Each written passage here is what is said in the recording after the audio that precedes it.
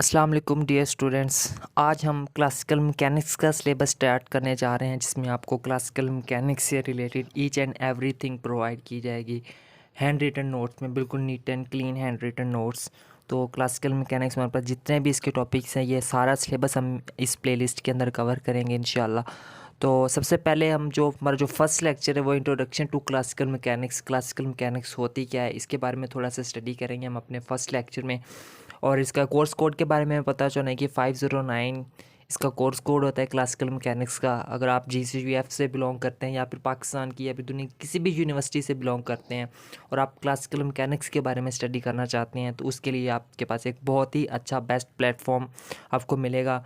Specially अगर आप exams में पेयर होना चाहते हैं और आपके पास क्लासिकल मैकेनिक्स से रिलेटेड कोई भी आपको क्वेश्चन आ जाता है, तो अपने एग्ज़ाम से आपने क्या कुछ लिख के आना है, कितनी थ्योरी लिख के आनी है, कि मैथमेटिकल कैलकुलेशन आपने कौन सी लिख के आनी है, किस तरह से लिख के ले आनी है, वो सारा कुछ आप लोगों को यहाँ पे बिल्कुल नीट एंड क्लीन फॉर्म में हम प्रोवाइड करेंगे।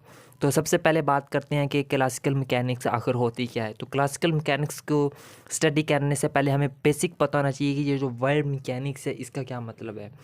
आप छोटी क्लासेस में मैकेनिक्स के बारे में पढ़ चुके हैं कि मैकेनिक्स क्या है। वो और किसी भी ऑब्जेक्ट की मोशन के बारे में अगर हम स्टडी करते हैं ना, तो उसको हम कहते हैं कि ये फिज़िक्स की ऐसी ब्रांच है जो कि ऑब्जेक्ट्स की मोशन के बारे में स्टडी करती है, उसको हम कहते हैं मैकेनिक्स।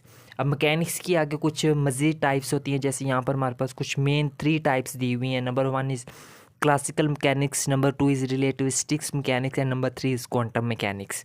क्लासिकल मैकेनिक्स क्या होती है हमारे पास? Classical mechanics apply to those bodies whose speed remains small in comparison with the speed of light। यानी कि ऐसे ऑब्जेक्ट्स जिनकी मोशन के बारे में हम स्टडी कर रहे हो और उनकी जो मोशन की जो स्पीड है वो स्पीड ऑफ लाइट से काफ़ी स्मॉल हो, यानी कि कम हो, तो इस तरह के ऑब्जेक्ट्स की मोशन की स्टडी को हम कहते हैं क्लासिकल मैकेनिक्स। इसी तरह अगर हम बात करें कि क्लासिकल मैकेनिक्स को जो कि हमारे पास कुछ साइंटिस्ट हैं, हमारे जो फिजिसिस्ट जिनको हम कहते हैं, वो उन्होंने क्लासिकल मैकेनिक्स के ऊपर अपना बहुत ज़्यादा काम किया। उनमें कुछ जो हमारे पास सबसे एक केपलर सर आते हैं, इन्होंने हमें केपलर 3 लॉज हमें पेश किए थे। इसी तरह न्यूटन, आइजक न्यूटन सर, इन्होंने भी अपने 3 लॉज पेश किए थे। लैग्रेंजियन सर, हैमिल्टन सर, इन सब के बारे में हम डीपली स्टडी करेंगे स्टेप वाइज इसी सीरीज़ के अंदर इंशाल्लाह। तो उसके बाद बात करते हैं नंबर 2 पे रिलेटिविस्टिक मैकेनिक्स की। रिलेटिविस्टिक मैकेनिक्स क्या होती है? Apply to those bodies who speed in comparison with the speed of light. यानी कि ऐसे ऑब्जेक्ट्स जिनकी अगर हम उनकी मोशन को स्टडी कर रहे हैं और उनकी जो मोशन है वो स्पीड ऑफ लाइट के बिल्कुल कंपेरेबल हो, तो इस तरह के ऑब्जेक्ट्स की मोशन की स्टडी को हम कहते हैं रिलेटिविस्टिक मैकेनिक्स। अगर इसी तरह अगर हम बात करें क्वांटम मैकेनिक्स की, तो क्वांटम मैकेनिक्स क्या होती है हमारे पास? Quantum mechanics is applied to the physical system of molecules of molecular size or even smaller.